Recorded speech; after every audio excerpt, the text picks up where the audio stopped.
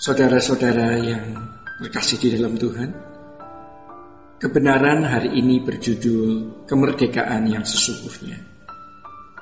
Saudara, betapa melelahkannya ketika kita hidup dalam ambisi dan motivasi yang salah. Kita tidak mengenal adanya perhentian dalam Tuhan, karena daging kita terus mendorong kita untuk mencapai apa yang kita inginkan. Saudara, saat kita tidak menyerahkan tahta hati kita kepada Tuhan, maka iblislah yang mengambil alih. Tidak ada area netral. Kita ada di sisi terang atau di sisi gelap. Kalau si jahat menjadi majikan dalam hidup kita, kita memang memperoleh kemerdekaan untuk berbuat apa saja yang sesuai dengan keinginan hati kita. Seolah-olah kemerdekaan kita rasakan karena bisa mewujudkan segala hasrat yang kita miliki. Namun kemerdekaan yang sesungguhnya adalah saat Tuhan yang bertahta dalam hidup kita.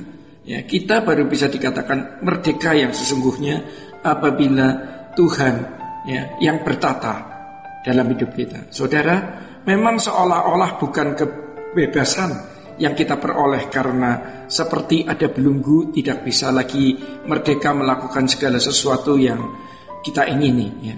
Ada pengawasan secara ketat dalam standar yang baru. Tuhan kita tidak bisa bebas, maksudnya kita tidak bisa bebas melangkah setiap saat. Setiap kali melangkah harus mulai dengan pernyataan jika Tuhan menghendaki. Ya. Klausa jika Tuhan tidak menghendaki, ya, ini berarti bahwa kita tidak boleh bergerak sembarangan meskipun meskipun merasakan desakan hati yang kuat. Orang yang memberikan tahta hidupnya bagi Tuhan akan berusaha mengenal Dia, mengerti isi hatinya untuk dilakukan. Ya. Pengenalan akan Tuhan itu menjadi hal yang sangat utama bagi kita semua. Saudara-saudara, bagaimana kita dapat mengakhiri hasrat atau keinginan yang tidak sesuai dengan kehendak Allah? Ada beberapa langkah untuk dapat masuk wilayah itu. Kita harus menyadari bahwa segala keinginan manusia akan berakhir sia-sia. Apapun yang kita ingini suatu hari, semua itu harus berakhir dan lenyap, tiada berbekas. Saudara-saudara, berbagai keinginan tersebut tidak boleh mengalahkan keinginan satu-satunya yang harus kita miliki, yaitu melakukan kehendak Tuhan. Sebab pada faktanya keinginan-keinginan manusia pasti menggeser keinginan untuk melakukan kehendak Tuhan. Hal ini membuat manusia menjadi Tuhan bagi dirinya sendiri. Apabila kuat, ia juga bisa menjadi Tuhan bagi sesamanya. Akan tetapi mereka tidak menyadari hal ini, sebab mereka berpikir bahwa memiliki keinginan adalah suatu kewajaran hidup. Bagi umat perjanjian lama, mereka dihalalkan memiliki keinginan dari diri sendiri dan memohon Tuhan untuk merestuinya. Tetapi umat perjanjian baru sangatlah berbeda dengan umat perjanjian lama. Ya.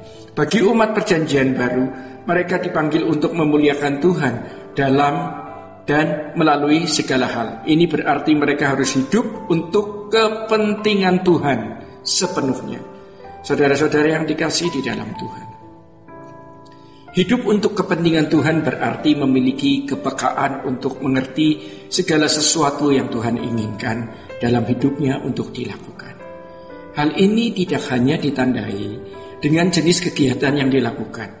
Oleh sebab itu jangan berpikir kalau seseorang melakukan kegiatan gereja berarti ia hidup untuk kepentingan Tuhan. Mengenai hal ini terjadi banyak penipuan. Orang tertipu oleh dirinya dan menipu orang lain. Hidup untuk kepentingan Tuhan berangkat dari kepekaan seseorang memahami kehendak Tuhan dalam hidupnya secara pribadi. Sesungguhnya satu hal yang sulit dideteksi, apakah seseorang melakukan sesuatu hal bagi Tuhan atau bagi dirinya sendiri. Hanya orang yang dengan murni dan jujur membunuh hasrat atau keinginannya sendiri sajalah yang dapat melayani Tuhan dengan benar. Jadi saudara-saudara, membunuh keinginan sendiri berarti tidak mengarahkan segala sesuatu yang dilakukan bagi dirinya sendiri. Baginya, segala kepentingan adalah kepentingan Tuhan. Baginya, yang penting perasaan Tuhan dipuaskan. Inilah orang-orang yang sudah mendapat perhentian atau kelegaan. Dalam bahasa Yunani disebut dengan anapauso. Perhentian yang dijanjikan oleh Tuhan Yesus bagi orang-orang yang datang kepadanya. Sebenarnya inilah yang dicari dan dirindukan oleh umat atau agama besar, bahwa mereka merindukan satu level keheningan di mana semua keinginan melebur masuk dalam ketiadaan. Hanya bedanya dengan kita adalah kita meleburkan semua keinginan hasrat kepada satu kehendak, yaitu kehendak Allah. Keheningan yang kita miliki bukanlah keheningan di dalam rumah biara atau gua yang sepi di tengah hutan, melainkan di tengah-tengah hiruk-pikuk manusia. Kesederhanaan kita bukanlah ditandai pada keadaan jasmani, melainkan di dalam batin. Saudara-saudara, secara jasmaniah kita tetap terlihat sama ya dengan orang pada umumnya. Tetapi kesamaan ini bisa dilihat pada saat kita mencari nafkah ya. Kita sama dengan orang yang lain, hidup berdampingan dalam masyarakat yang majemuk, memakai pakaian yang pantas dan memiliki fasilitas yang dibutuhkan. Akan tetapi secara batinnya, sikap hati kita sama sekali berbeda. Hati kita telah mendapat perhentian dalam Tuhan. Seluruh gerak dan keputusan kita dilatar belakangi oleh apa yang Tuhan kehendaki.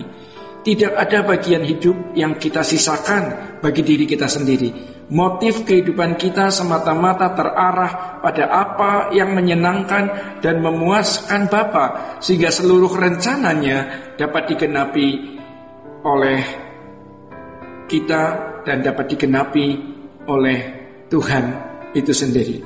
Saudara-saudara, inilah yang disebut sebagai perhentian dalam Tuhan atau kemerdekaan di dalamnya. Sola Gracia.